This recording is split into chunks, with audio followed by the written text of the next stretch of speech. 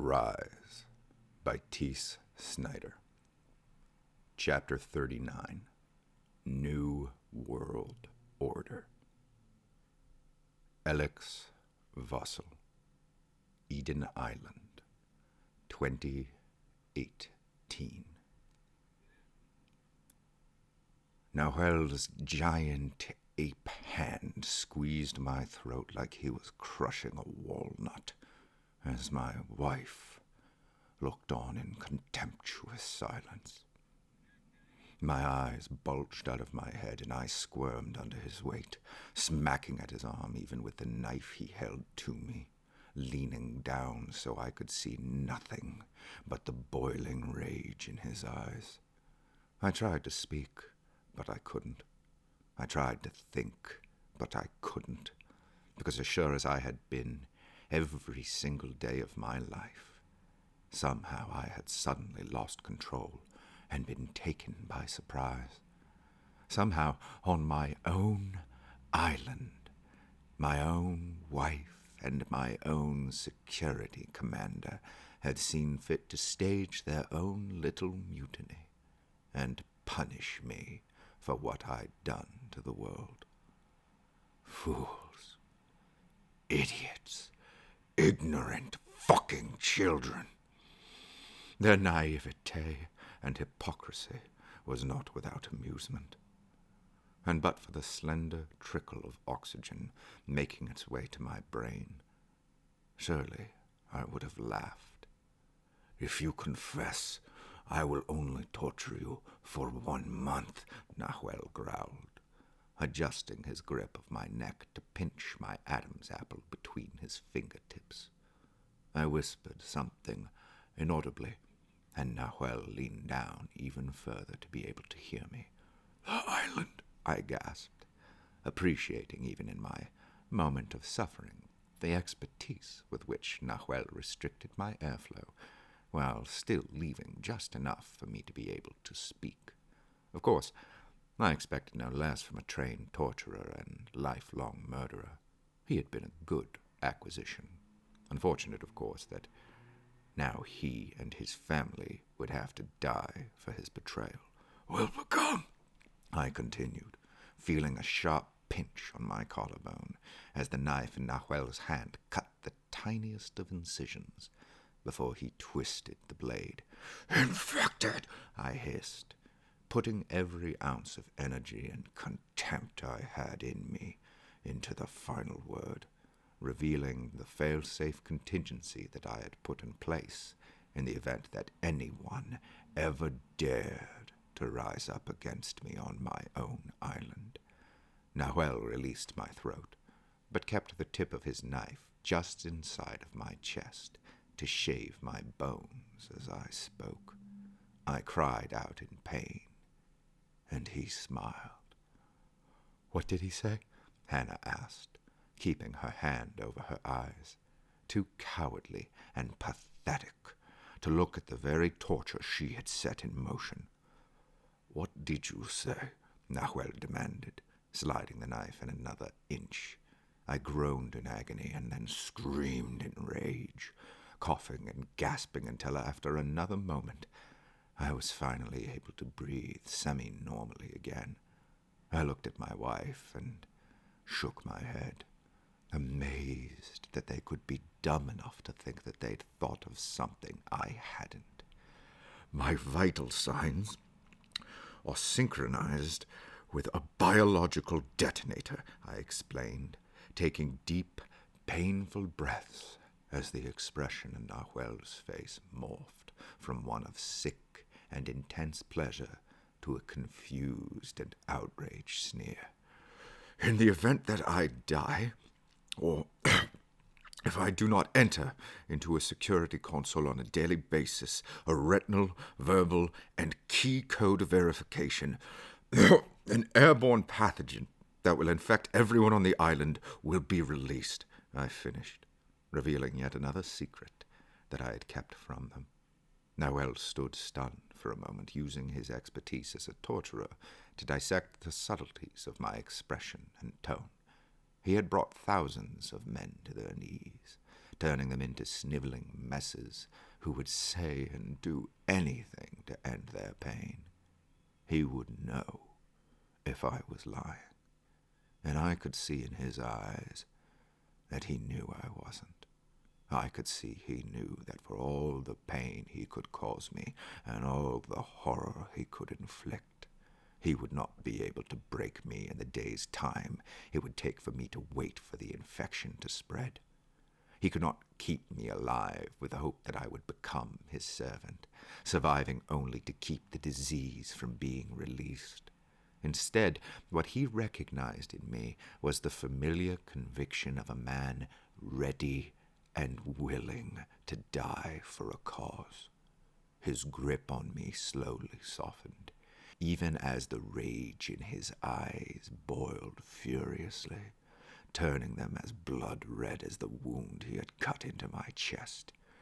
"He's lying," Hannah insisted, unable to believe that I would put her, myself, everyone else, and even my own son, at risk of infection. How little she knew me.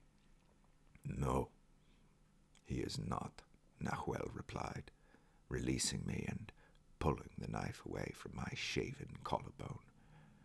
"Now, I don't blame you, Nahuel. You always were a mindless, bloodthirsty ape. That's why I hired you, after all," I exclaimed, sitting up and clutching my chest to the horror and dismay of my wife. She couldn't believe this was happening. She'd had me. She'd found me out, and she was on the verge of punishing me for everything I'd done. Or so she'd thought. But my wife, on the other hand, well, I blame her very much. So unless you want you and your family to die today, you're going to break my wife's nose and then hold her down while we have a little chat," I finished, giving a contemptuous and hateful grin to my pitiful wife. Nahuel hesitated only a moment before slamming his elbow into Hannah's nose, knocking her to the ground, spraying blood all over her evening gown and the shimmering marble floor. I stood up from the cracked glass dining table and took a seat in a chair, still clutching my chest with one hand while pressing the other against my knee for support. Nahuel walked around behind Hannah and lifted her up by her hair, turning her around, and wrapped his arm around her neck so that she couldn't so much as look away if she wanted to. Then, as the blood rushed out of her nose and the tears ran down her cheeks, for the first time in our marriage, I prepared to have an honest conversation. "You monster!" Hannah sputtered, just as familiar now as I was with Nahuel's brutal and unrelenting tactics. He was a good dog, and easy enough to control so long as he was given blood to spill and the occasional reminder of who his master was. "Monster," I said, shaking my head and rolling my eyes at her childish and simple-minded assessment. "No, you naive, self-righteous bitch. I'm no monster. I'm a hero and a visionary, the likes of which this world has never seen.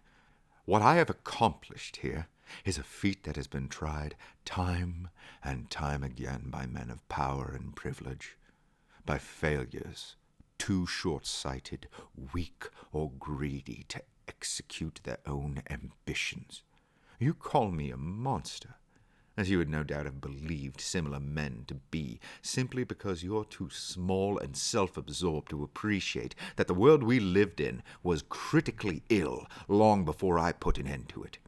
You call me a monster because your conscience and fairy-tale conception of the world have convinced you that people are not animals, that they have a right to live, and that they deserve to live simply because they are alive. But they don't.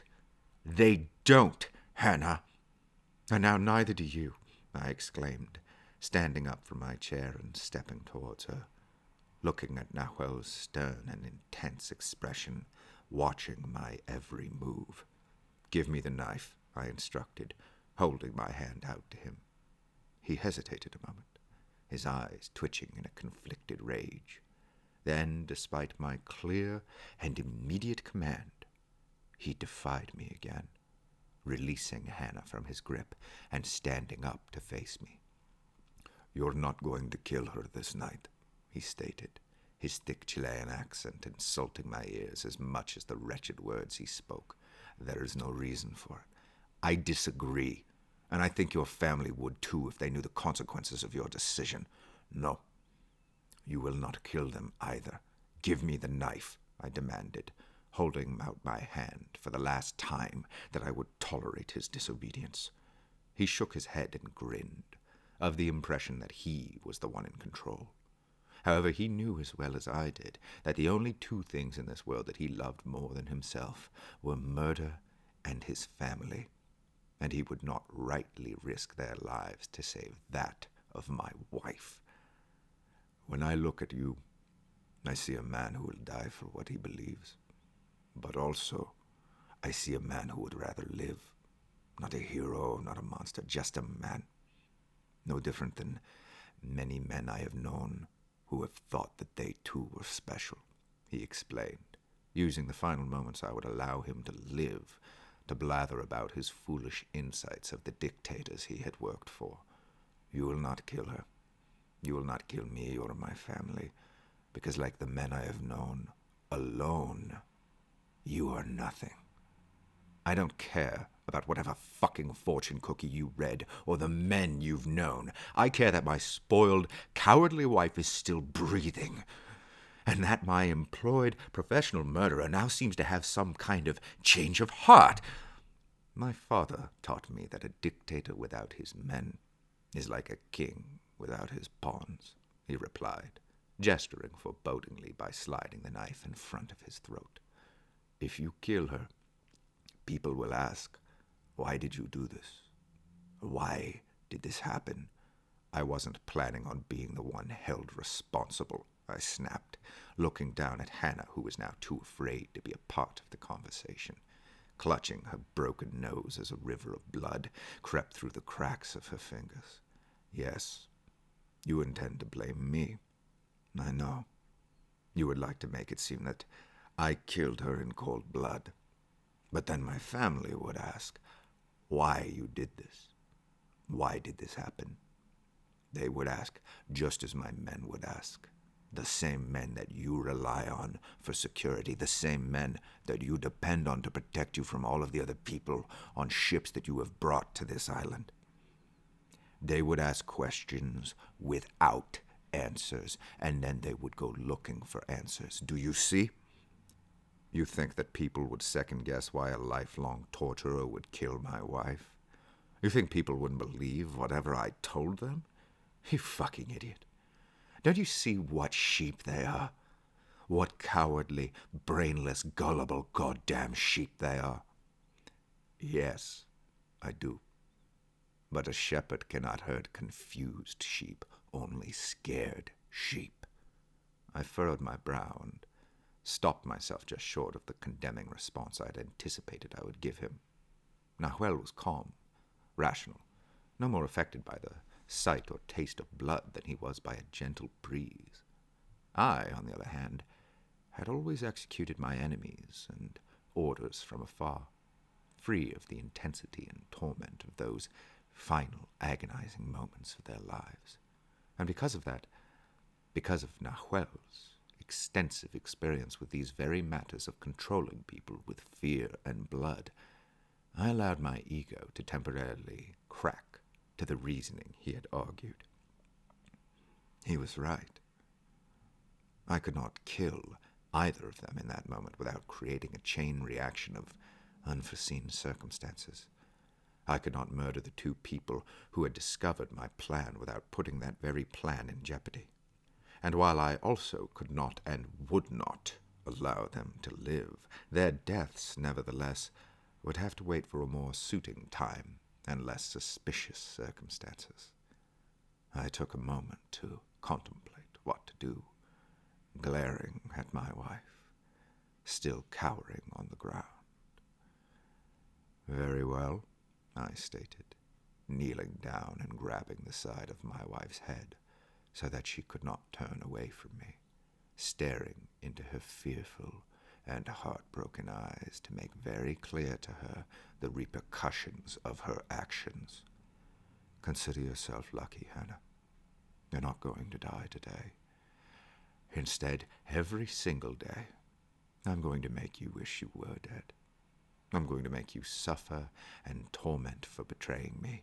And then one day, when the time is right, I'm going to kill you. And if for some reason you feel the need to talk about this to anyone, if you feel the need to spread this little rumor around the island, then I will punish Desmond to hurt you all the more. Do you understand me? Is this enough of a prison for you? I asked, violently shaking her head so that she would look at me again. She nodded and sobbed, collapsing to the floor after I let her go.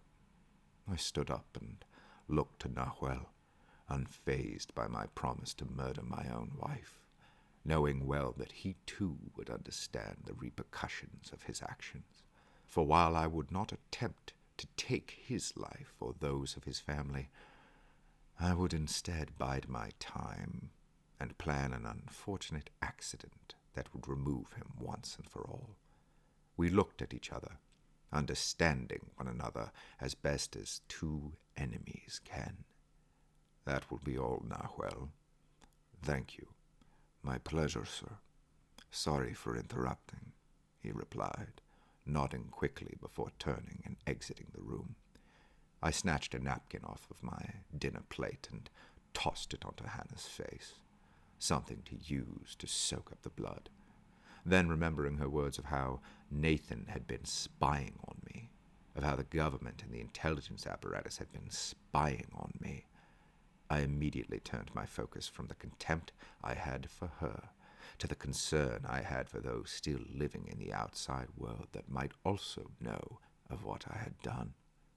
It was my plan to destroy all above-ground Eden corporate facilities via unmanned drone strikes beginning in 1 day's time.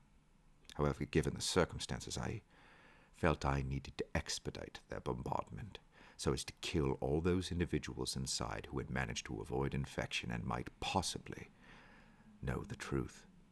I cleared my throat and took a deep breath, returning to my usual calm. Tell the help that you were drunk and dancing on the table.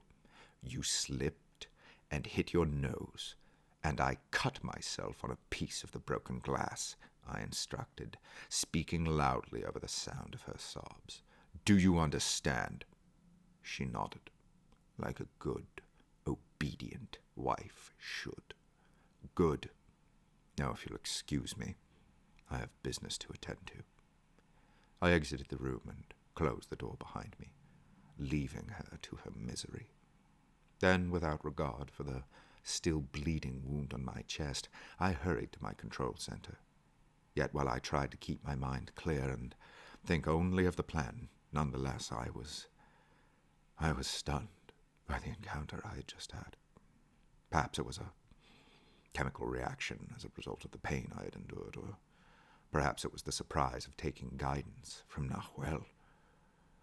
Though far more likely, it was the fact that I had now set myself on an uncertain course in which, for the first time in my life, a select few knew the truth about me and what I had planned. That my wife had betrayed me was an infuriating insult, and had I genuinely loved her, one that would have no doubt devastated me. However, to my surprise, rage was all I felt for her.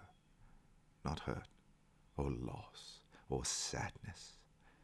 In my eyes, she was now as much of a threat to this world as the countless lives I had taken to cleanse it when I'd spread the infection.